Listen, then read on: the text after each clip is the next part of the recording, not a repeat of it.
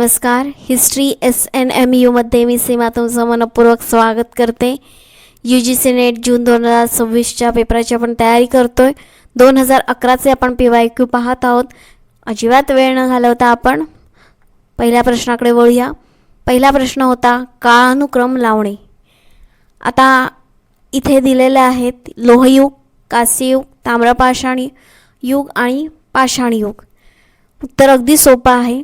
सुरुवात कधीही पाषाण युगापासूनच झालेली आहे. दगडापासूनच सगळी सुरुवात झालेली आहे. पाषाण युग, ताम्रपाषाण युग, कांस्ययुग, लोहयुग.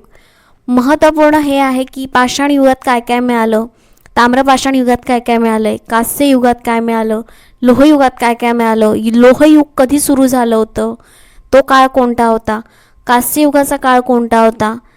महत्त्वपूर्ण हे आहे. हा प्रश्न महत्त्वाचा जेवढा आहे त्याच्यापेक्षा त्या प्रश्नातले 4 पर्याय जास्त महत्त्वाचे आहेत. त्यामुळे या 4 पर्यायांची माहिती नीट लिहून ठेवा. पुढचा प्रश्न आहे सर्वप्रथम संस्कृत अभिलेख कोणी लिहिला आहे. उत्तर आहे रुद्रदामन. आता रुद्रदामन कोण होता, तर त्यांनी काय काय अजून निर्मिती केलेली आहे तर ती सर्वही लिहून ठेवा. पुढचा प्रश्न आहे सोन्याचे शिक्के सुरू करणारा पहिला राजा कोण होता. उत्तर आहे कुशाण विम कॅडफिसेस. आता कुशाणांबद्दलही ठीकठाक माहिती करून ठेवा. पुढचा आहे प्रश्न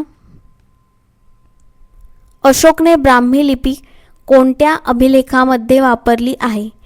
अशोकने ब्राह्मी लिपी कोणत्या अभिलेखामध्ये वापरली आहे. उत्तर आहे सारनाथ आणि धौली. आता याशिवायही काही त्याचे अभिलेख आहेत. त्या अभिलेखांमध्ये कोणती लिपी वापरलेली आहे तेही महत्त्वपूर्ण आहे, तर तीही लिहून ठेवा. पुढचा प्रश्न आहे जुन्नरमध्ये कशा प्रकारचे चैत्य आहे. जुन्नरमध्ये कशा प्रकारचे चैत्य आहे. उत्तर आहे वर्तुळ विन्यास. इथे चित्रही दाखवलेलं आहे. पुढचा प्रश्न आहे आजचा पुरता एवढेच प्रश्न आहेत. दररोज आपण 5 प्रश्न पाहतो आणि MPSC प्री 2026चे हिस्ट्रीचे क्वेश्चन्सही सुरू आहेत. ते MCQ आहेत, तेही महत्त्वपूर्ण आहेत. त्यामुळे तेही तुम्ही व्हिडिओ पाहू शकता.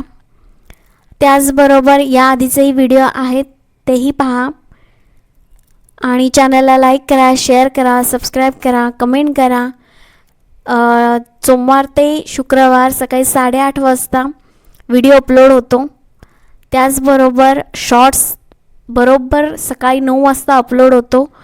तोही पाहायला विसरू नका. आणि सर्व व्हिडिओज पहा. क्लिक करून नुसते जाऊ नका, पूर्ण व्हिडिओ पहा. सर्व व्हिडिओ 3 ते 4 मिनिटाचेच आहेत, त्यामुळे पूर्ण व्हिडिओ पाहून जा. धन्यवाद.